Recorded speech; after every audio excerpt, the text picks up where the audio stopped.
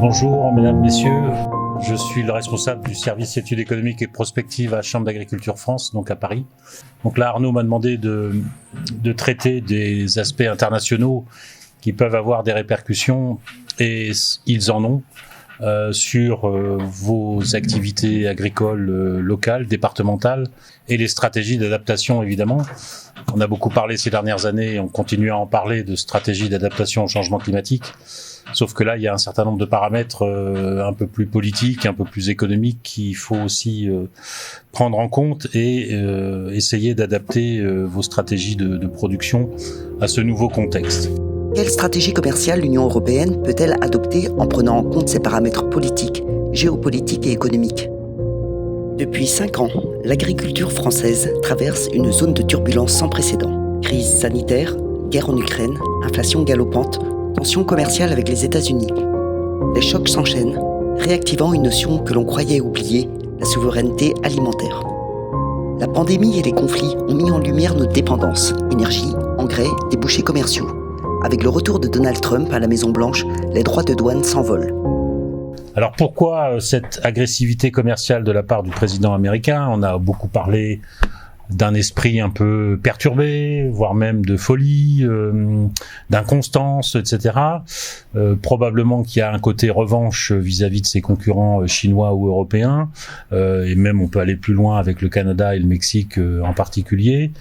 Mais il faut quand même rappeler un certain nombre de faits objectifs. Les États-Unis se caractérisent par une économie qui connaît un déficit commercial absolument colossal, et vous voyez que c'est une chute dans le déficit ininterrompue depuis les années 90 à peu près. C'est-à-dire que c'est un pays qui a favorisé, qui a encouragé la mondialisation, mais qui voit cette mondialisation lui revenir en pleine figure avec la montée en puissance d'un certain nombre de concurrents, et en particulier la Chine. Aux États-Unis, la stratégie est claire. Vendre plus, importer moins. Face à un déficit commercial abyssal de moins 1213 milliards de dollars, Donald Trump déploie une agressivité commerciale sans précédent. Jusqu'à plus 200% sur certains produits.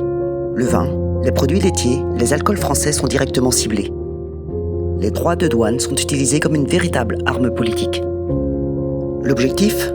Protéger les agriculteurs américains, relancer la production nationale, conquérir de nouveaux marchés et rééquilibrer leur balance commerciale agricole. Quelle stratégie commerciale l'Union européenne peut-elle adopter en prenant en compte ces paramètres politiques, géopolitiques et économiques ? Plusieurs options sont sur la table. Certains évoquent même un boycott, bien que cette piste reste politiquement très risquée. Vous avez une troisième solution possible, c'est de boycotter les produits américains. Donc, on va tous boire du Chablis ou du cognac et non plus du Bourbon. C'est terminé, on peut boycotter. Dans le même temps, la Chine monte en puissance. D'importateur massif, elle devient à son tour exportatrice. Pékin soutient massivement ses filières, modernise ses infrastructures et impose peu à peu ses standards au reste du monde. Et la Russie ? En 20 ans, elle a inversé la tendance. De grande dépendante, elle est devenue l'un des plus puissants exportateurs mondiaux de blé tendre. Avec 22% des exportations en 2024, elle cherche les 32% avec le Donbass. Tous ces événements ont rendu les marchés céréaliers et oléagineux en particulier, pour ne prendre que cet exemple, particulièrement volatiles, mais au-delà de la volatilité, une incertitude radicale. Vous pouvez avoir des poussées pendant 2-3 semaines et ensuite ça retombe très vite pour des raisons à la fois climatiques évidemment, mais pour des raisons de droits de douane, de tensions commerciales, de partenariats qui se défont et qui se refont ailleurs avec d'autres acteurs. Donc tout ça rentre en ligne de compte.